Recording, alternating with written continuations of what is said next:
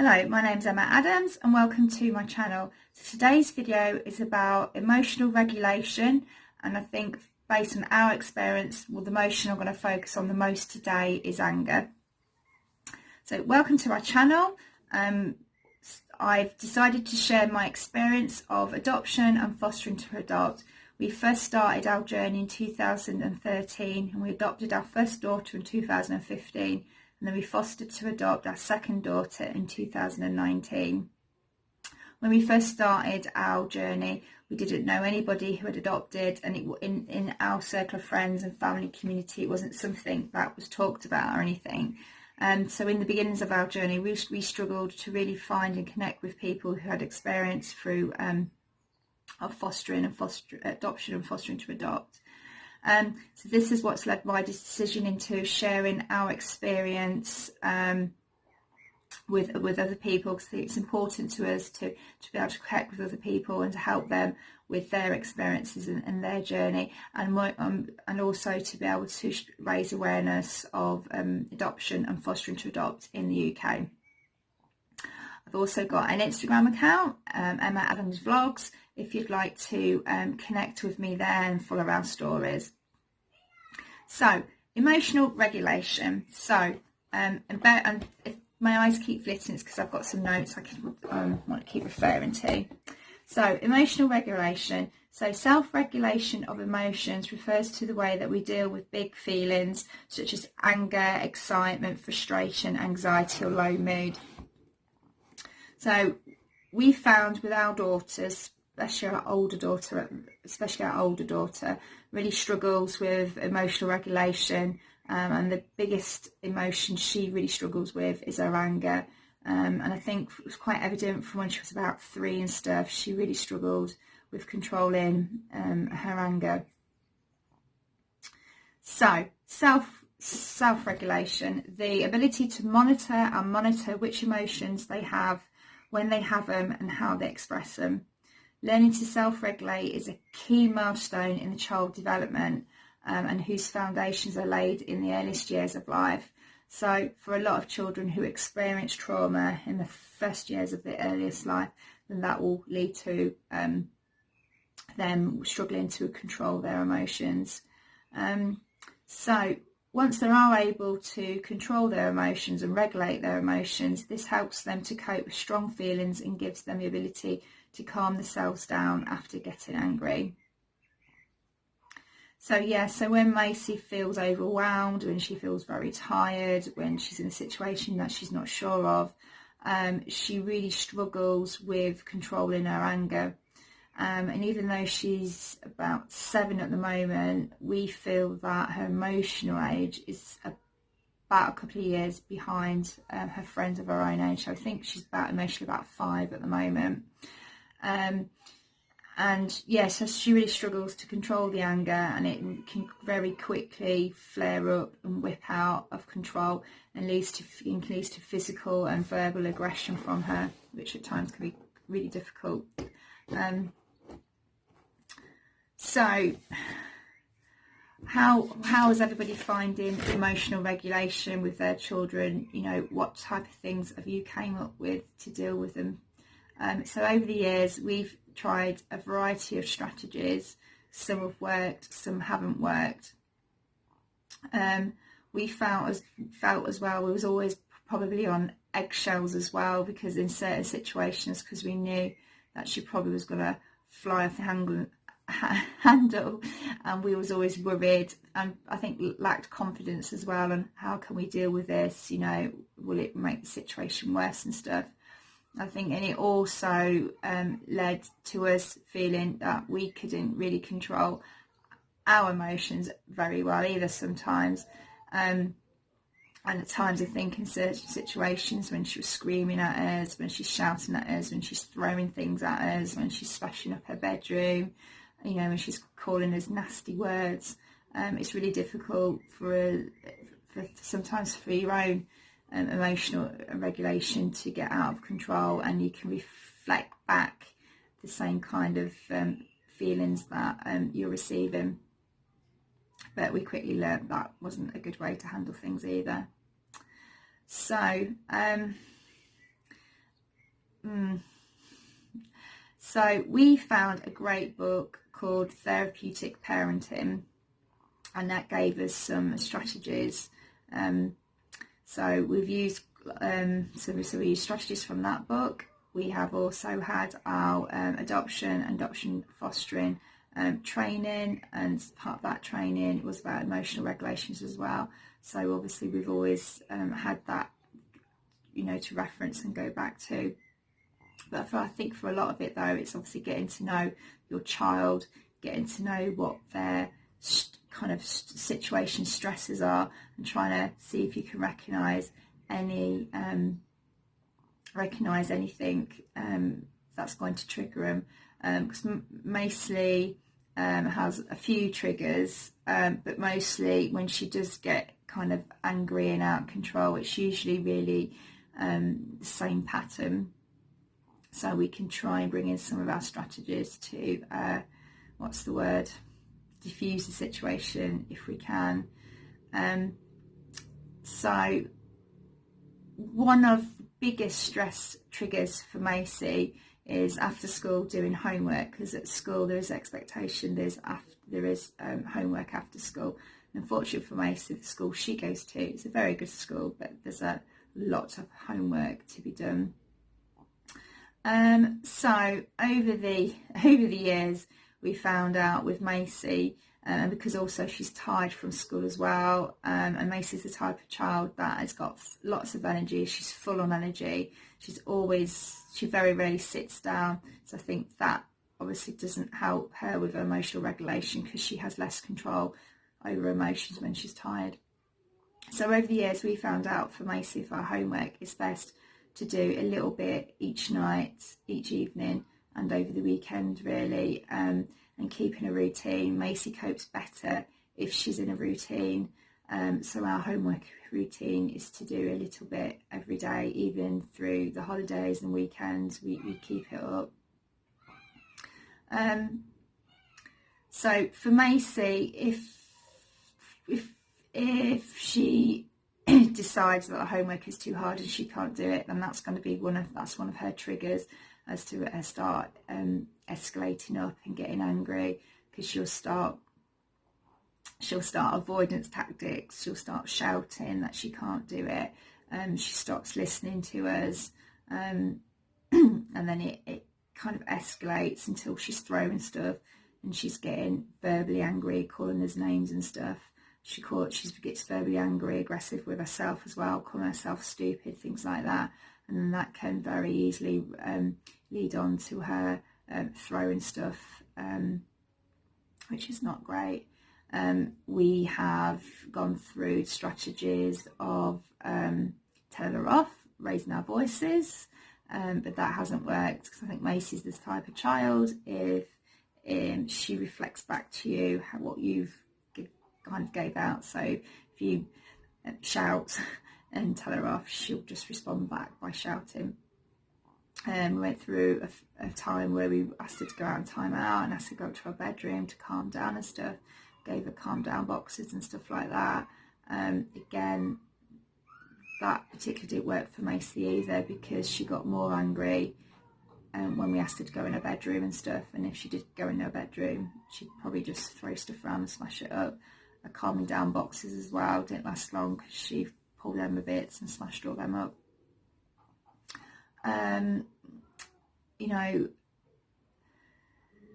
So, we've very quickly learned that as Macy's got older, we've had to look into different strategies and widen how we deal with those things.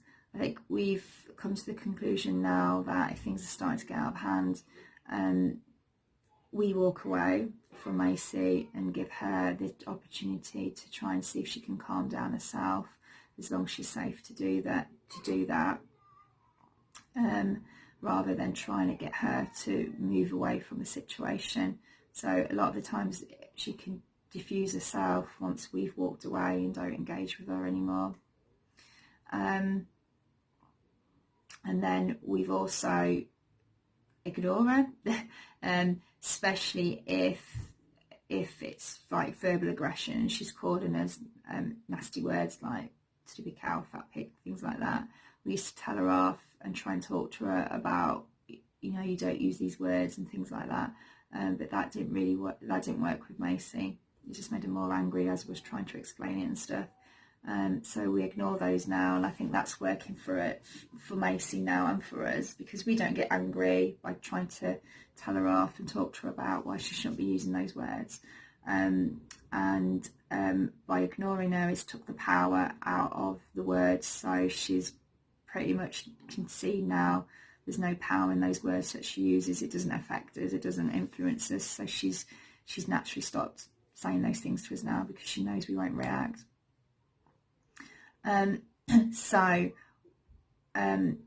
We started talking about our emotions. So from a young age, we've always talked to her about our emotions and tried to obviously say to her, are you feeling angry? When she looked angry, you know, are you excited? Are you happy? Are you sad? Those type of stuff.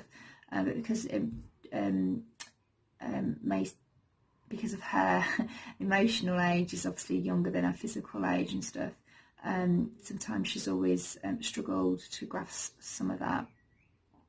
So we've bought a fantastic book called How Do I Feel Today? So that gives her a label for each of the emotions, and it also gives her a visual picture of what the child looks like when they're happy, sad, excited, angry. The book also gives her some easy to understand, aimed at children, calming down strategies, and she likes looking at that. You know, if we think, so we encourage her to look at that every day and talk about that and stuff. And also if we think she's starting to get angry or anything like that, we encourage her to get the book out herself and have a look at it. So that's been working really well.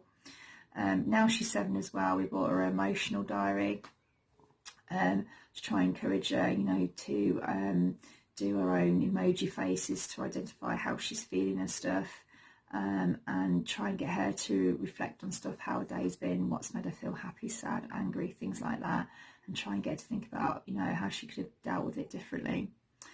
So once she's calmer and stuff, you know, in a different mindset, we always go back and reflect and talk about, you know, why do you think you did this? You know, do you think there could be a different way, a better way of doing that, dealing with that, expressing yourself? And we always obviously talk to her and tell her how her actions and words have affected others. So Macy's been doing really good. Talking to the school and being open about it all has really helped Macy as well, because Macy does not have any emotional regulation problems at school at all. She manages to keep on top of all her feelings, regulate it, restrain herself in school and stuff. I think she's one of them, kind of a model student, but at home, where she's obviously relaxed, calmer, she feels safe, she obviously lets it all out and stuff. So so obviously we've had to look at how we can support her doing that, because she does need that outlet. So emotional regulation skills for children. So depending on their ages, obviously you can encourage deep breathing, in through the nose, out through the mouth, and some kids yoga. She's really enjoyed that, and that's really helped her. Count to calm down. Like I said, a calming down box with tactile things inside, and that did work for quite a bit, just until recently. If they're older, problem solve with the child, like I've already said, and help them identify the mood and education of emotions, and practice emotional self-regulation to set an example, which is what I've obviously previously said. And I think that is the most hardest thing ever, because obviously when they're throwing stuff at you, or they're throwing stuff or hurting the younger sibling, it's really difficult to get angry yourself, and obviously to carry out that, not to carry out that anger, but, you know, shout at them when you're feeling angry, really, you know, tell them off, things like that. But it's really, really important that you don't act upon those feelings yourself. You know, you need to be practicing a calm manner, really, a calm voice, even though you might be really angry inside because they've just hit, kick, punch, bit their younger sibling. Because we found with Macy over the years, if we kept calm and talked about things, and also, you know, we set boundaries, we set rules. She knows, you know, not to do certain things like hit, kick, bite her sibling, and she knows there's obviously going to be punishment and consequences for that, and obviously which is what they need as part of routines. But we don't deal with that in an upset, angry manner. We always deal with that in a calm manner now, and that's really helping Macy, because she sees us being calmer. She responds to us a lot calmer, which has helped our relationship quite a lot now. And she's actually willing to talk and engage with us now. Now she's getting older, and there's a lot more calm problem-solving strategies to talk about it now, which is really good. I think when we fostered to adopted, and our youngest daughter moved in, I think that obviously spiked up Macy's emotional regulation as well, because she was obviously jealous. She didn't want to share things, didn't want to share us and stuff. So again, it was obviously a lot of the stuff I've talked about today. We had to obviously re-go over that and rework through it, because obviously that did set her back with her emotionals and how to deal with them. I think that I think that's a year and 5 months now since our second daughter moved in. So Macy's at the point now where she's much calmer, and she's can cope with her feelings now and stuff. And also, it's important, like I said, if we stay calm and Macy can stay calm, then we're teaching our younger daughter as well good emotional regulation from an early age. So hopefully she'll be able to deal with any anger issues or emotional issues she has from, a lot earlier. So I don't know how everybody's felt about emotional regulation. Have you dealt with any emotional problems or anger problems? What are your strategies? I'd love to know if you've got any different strategies to deal with anger and stuff like that. I'd love to know about it. I've got an Instagram page, Emma Adams Vlogs, so I share quite a lot of stuff about our ups and downs, about the girls and things like that. I share a lot of things through the adoption community on Instagram as well. Yeah, so if you like my videos, you think it's been helpful, or if there's anything you think I can improve upon, please let me know. Please give me a thumbs up if you like my videos. I'd love you all to subscribe and join our family, and obviously share your experiences and follow the journey with us and what we've learned and what we've experienced. Emotional regulation is a huge topic. There's a lot to cover, but I think personally for us, a lot of the other emotionals, regulations, the emotions that my girls experience are okay. I think they've got a good age appropriate regulation over their emotions. So for the purpose of today's video, I just wanted to focus on the anger really, because as I said, from children experiencing trauma from an early age, it really impacts on their emotional regulations. I think, I firmly believe, if they you can't educate them and help them to take control of their emotions and help deal with them and regulate them, and that's going to have long-term, effects on them as adults, and and how they cope and deal with their adult life and how they get through that. So it's not always been easy for us. We've had lots and lots of ups and downs. Don't think Macy's fully there yet with her emotions, but she has come a long way and she's getting there. I think she's herself now. She recognises when she's getting angry, and a lot of the times now she can take herself off somewhere else if she's happy to, and she can try and calm herself down. Sometimes she'll scream into a pillow, things like that, or she'll get some stuff out from a calming down box, like some bubbles to blow, stuff like that. So for us, that is really good to see and really positive, because I think what strategies we've decided to use that we feel that works for her, we can see she's listening and taking on that board now, and she is really trying with her emotions. obviously I'll keep you updated how things go. So yeah, so thank you very much for listening to this video. I hope it's been really helpful. Please let me know what you think, and please subscribe and give me a thumbs up. If you have seen my YouTube channel, you'll see I've obviously done some more videos about our adoption experiences. Yeah, so thank you for listening to me. Bye.